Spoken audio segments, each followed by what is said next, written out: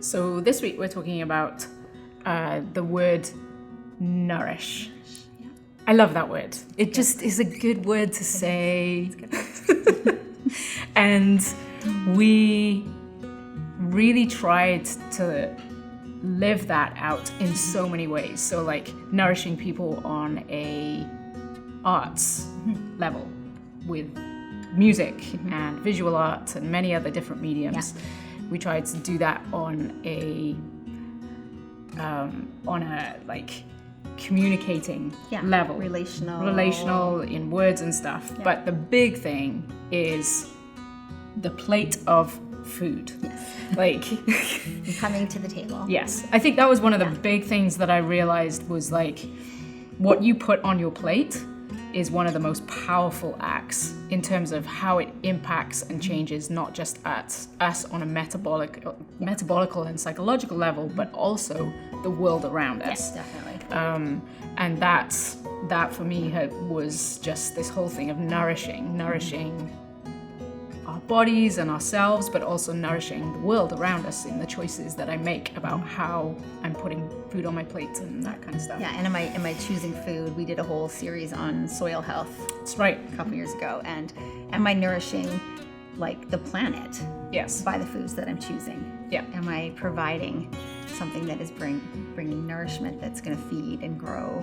Yeah. And continue, or am I stripping and depleting and right? Yeah. So there's nourishment just has all of those things. And I think for me, nourish, I don't know why, but it always has that connotation of more like flourishing, not just sustaining. Right? It's not just shoving it in my mouth. Yeah, like in order, like I eat so that I can get to the next thing, right?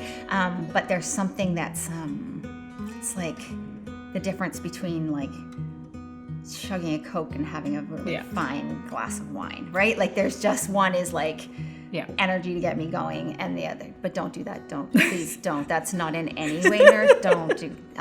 But having something that is like, it not only awakens your taste buds, but it feeds your heart, your soul, your body, your spirit, the connection. And I think there's something about the table as well.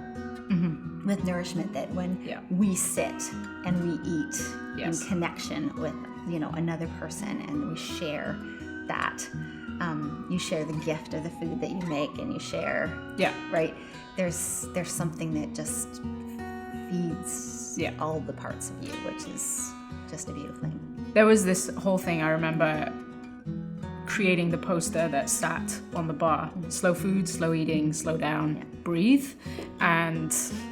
And that was one of your things, was you came to a point in your journey where you started to make everything more so from scratch and be very intentional about how you did that. So everything being made in-house.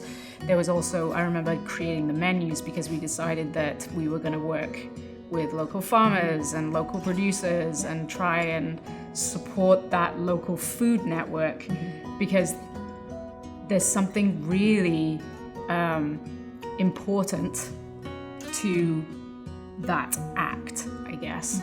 Not just financially, but more so in our bodies. Eating food locally that's been grown locally in our own habitat is actually a really good thing for us. So that was really, really interesting.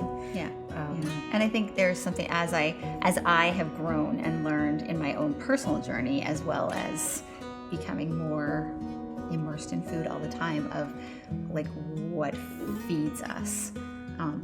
But like I said, not just like marrying the two, right? Like you can take a pill that gives you can't, I don't think you can, but like, I mean, you could strip everything down is what I'm saying, and take a pill that gives you the nutrients you need. But there's something that you're totally missing. Yes. And it won't do what the same thing as eating like beautiful food, lovingly prepared. And I know even with my different chefs and assistant chefs in the kitchen, we all recognized that there was a difference when you put love into the food. Right. And people could taste it. Like you know if somebody loves when they're doing it, or they're in a bad mood. Like there's a difference. You didn't come to the watershed for fast food. You didn't. That wasn't the experience that we were offering. And some people walked out and were super frustrated with that. Sometimes we did get it. Sometimes people waited a long time. And we know we screwed up in those moments. But it was very intentional that you come to us. We tried to slow people down, I guess. We were trying to slow it down so that they could absorb and be nourished and enjoy it. I can't remember, I think it was Zach Bush who was saying a story about it's not just about what you put in your body, like what you said, it's about who you eat with and what happens to the microbiome in your gut health and how you share each other's all the things, right? How you eat it, who you eat it with is important. But nourishing food, nourishing people. And I encourage you all to continue your journey of figuring out what nourishment means for you and how food can nourish.